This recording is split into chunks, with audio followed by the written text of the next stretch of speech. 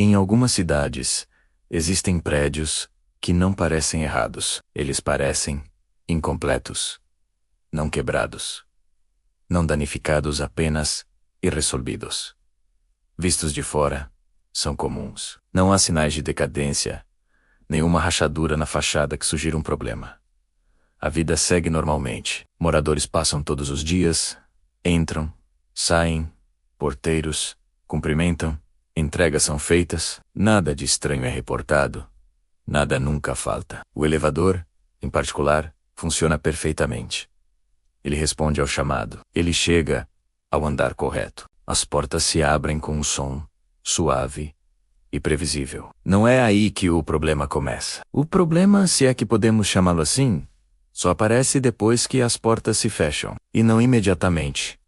Nem sempre. Ele só se manifesta em condições muito específicas, quando ninguém está falando. Testemunhas, aquelas que conseguem articular a experiência, descrevem a mesma sequência. O elevador começa a se mover, os números no painel avançam, marcando a subida ou a descida. 1, 2, 3. Então, eles hesitam. Não param por completo. Não falham de uma maneira que acionaria um alarme. Eles simplesmente pausam.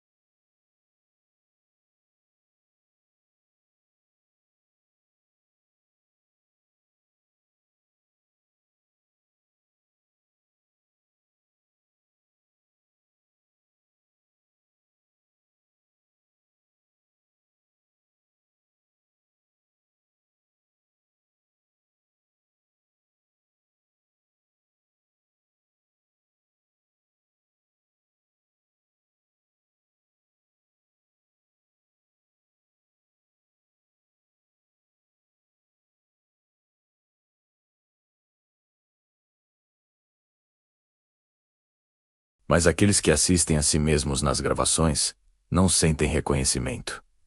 Eles sabem, logicamente, que são eles na tela. O rosto é o mesmo. As roupas são as mesmas. Mas eles não se lembram de ter estado ali, parados, olhando para o nada, enquanto o tempo passava. É como assistir a um ator desempenhando um papel que você nunca soube que escreveu. Técnicos já foram chamados inúmeras vezes. Eles inspecionam o sistema de cima a baixo. Não encontram falhas, nenhum atraso nos registros do software, nenhuma irregularidade mecânica. Todos os protocolos de segurança são seguidos à risca. Todos os testes de diagnóstico passam com louvor. O elevador é sempre liberado para uso, considerado perfeitamente seguro. Este evento, essa pausa, não ocorre quando o elevador está vazio. Ele requer presença humana, mas não requer interação. Ele só se manifesta quando o silêncio toma conta, quando ninguém fala, quando nada externo é ativamente reconhecido pelos ocupantes. É um fenômeno que depende da quietude. Pesquisadores e psicólogos que ouviram os raros relatos ofereceram algumas explicações.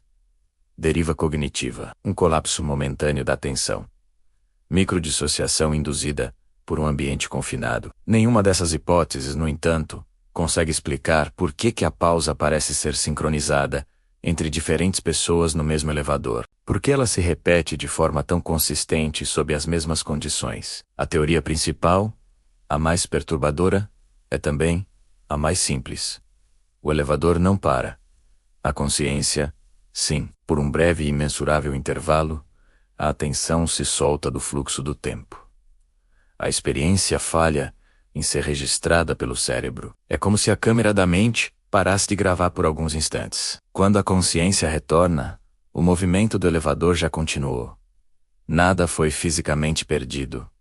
O corpo chegou ao destino. Os moradores, sem perceber, começam a se adaptar. Alguns desenvolvem o hábito de puxar conversa fiada, falar sobre o tempo, qualquer coisa para preencher o silêncio. Outros não. Eles nunca notam a lacuna. Para eles, a viagem foi contínua, sem interrupções. O prédio não avisa.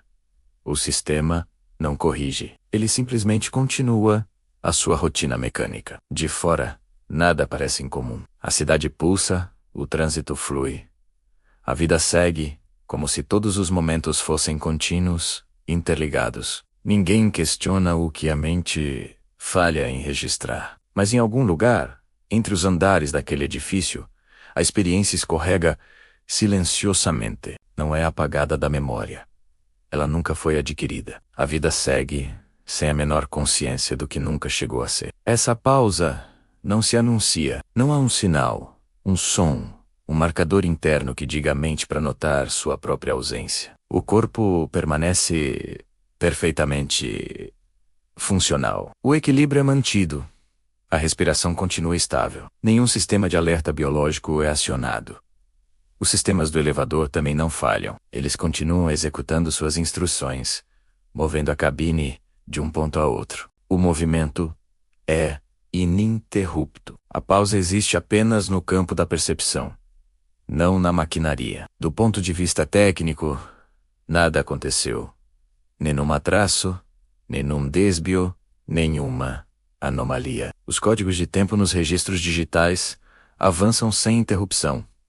Cada segundo é contabilizado. E ainda assim, os presentes, se pudessem articular, relatariam uma ausência. Não um vazio assustador, não uma confusão, apenas. Nada para recordar. O evento termina sem uma conclusão. Ele não se resolve. A vida simplesmente retoma no ponto exato em que era esperada. Nenhum relatório é arquivado porque não há nada a relatar.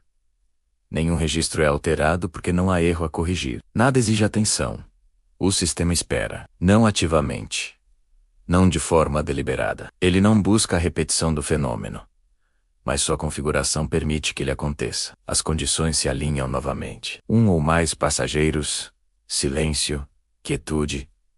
E mais uma vez, a atenção se solta. Não está flutuando, não está sonhando, está apenas desconectada. Este intervalo não adiciona nada que possa ser retido pela memória. E por não adicionar nada, ele não deixa nada para trás. A chegada parece completa. Sempre parece, porque a completude da experiência não exige a memória de cada parte dela. O prédio continua operando, indiferente a esses lapsos de consciência. E a lacuna permanece lá, disponível, entre os andares, entre os momentos, entre os focos de atenção, onde o tempo segue em frente, sem ser retido pela mente.